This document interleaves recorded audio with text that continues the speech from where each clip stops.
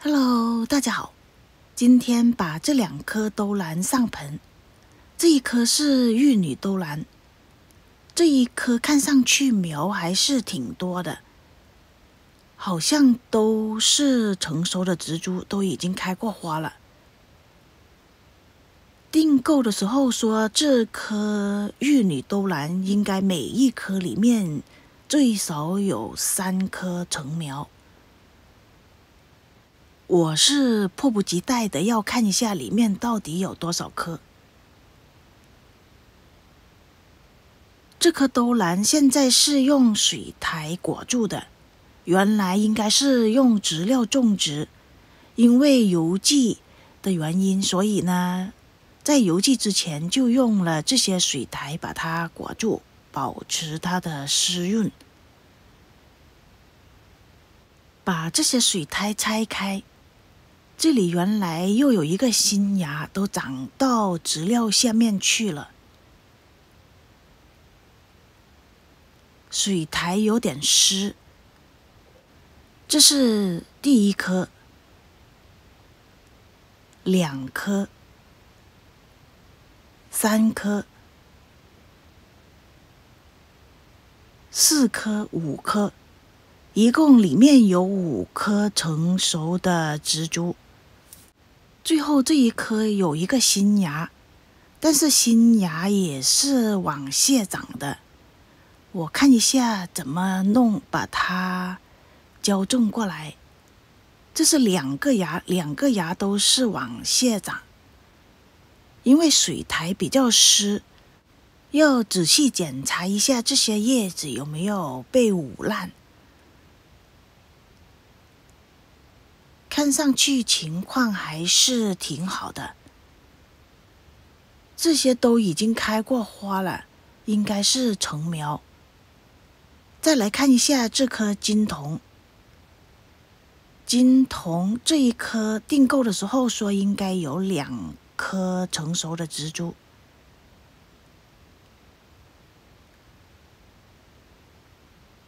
水苔也是非常的湿，这一颗我还是有点担心的，因为它这个水苔捂的比较高，上面那些叶子呢都好像已经烂了。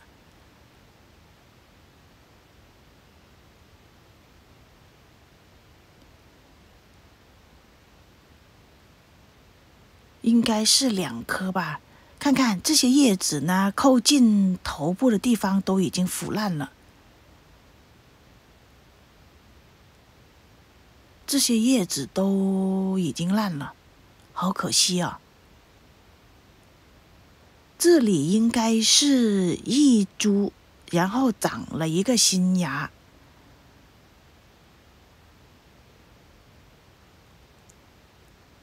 检查一下这些根会不会都是已经烂了呢？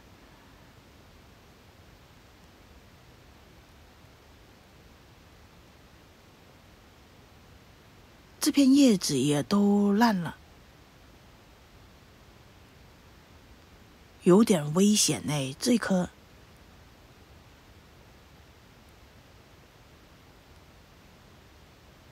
根摸上去还是硬的，只是靠近头部的那些叶子都被水苔捂烂了。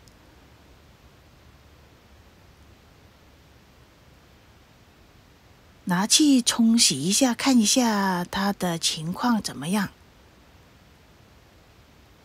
现在这样看上去就不太乐观。已经把这些兜兰都冲洗了一遍，现在就把它上盆。今天用的植料就比较简单，是用树皮跟珍珠岩的混合植料。适合用来种植兜兰的植料非常的多，之前我也介绍过，可以完全用颗粒种植，也就是小的石头、火山岩之类的，也可以用树皮、桃粒、木炭混合一些泥炭土，也有人用桃粒种植兜兰，也是非常的成功。其实不管用什么植料，只要它的排水性好，也就没什么问题。之前我也种植过一颗金童，一颗玉女。金童在我没有及时给它浇水的时候，被干死了。玉女还是长得可以的，只是这一类的兜兰长得比较缓慢。我种植了差不多有2年了，到目前为止，那颗玉女还没有开过花。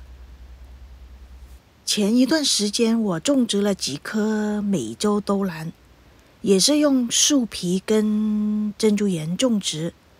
那几颗兜兰现在长得非常的好，所以呢，我也尝试一下，看看这种植料适不适合来种植亚洲兜兰。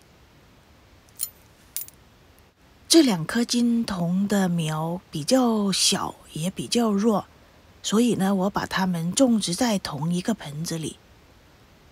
金童玉女是亚洲兜兰，它们的原产地是中国，也是一种地生兰。兜兰对温度的要求比较高，它不耐高温，也不耐寒冷。它能忍受的高温大概在25到28摄氏度，也就是我们这边85华氏度左右。最低的温度大概在10摄氏度左右，也就是我们这边60度左右吧，60华氏度左右。高于25摄氏度或者是低于10摄氏度的温度就不适合它的生长。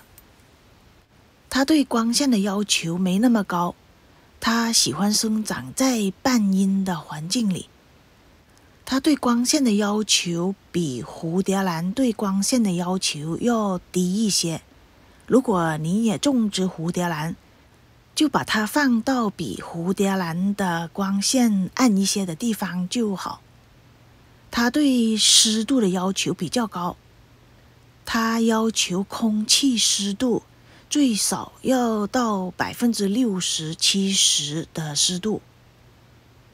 而对水分的要求也是比较高的，它要求它的植料永远都是湿的。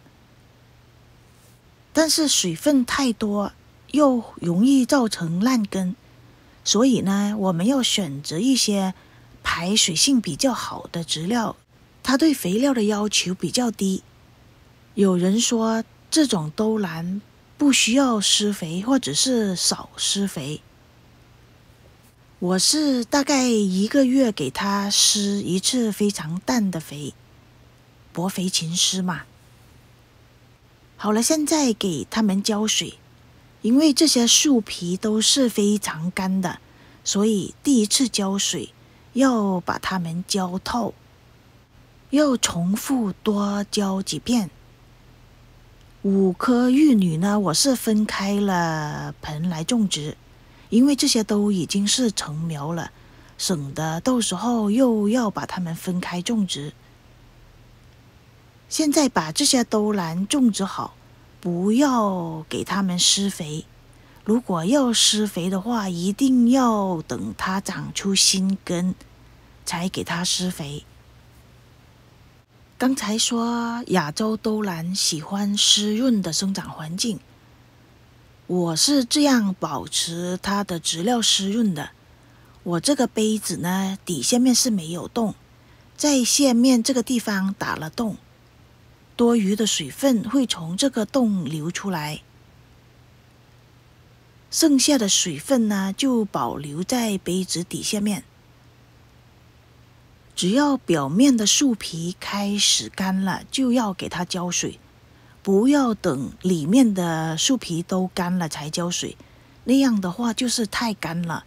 我上一次那颗金童就这样干死的。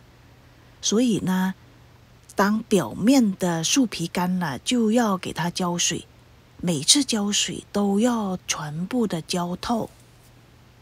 期待这几颗兜兰都能健康的生长，谢谢您的观看，拜拜。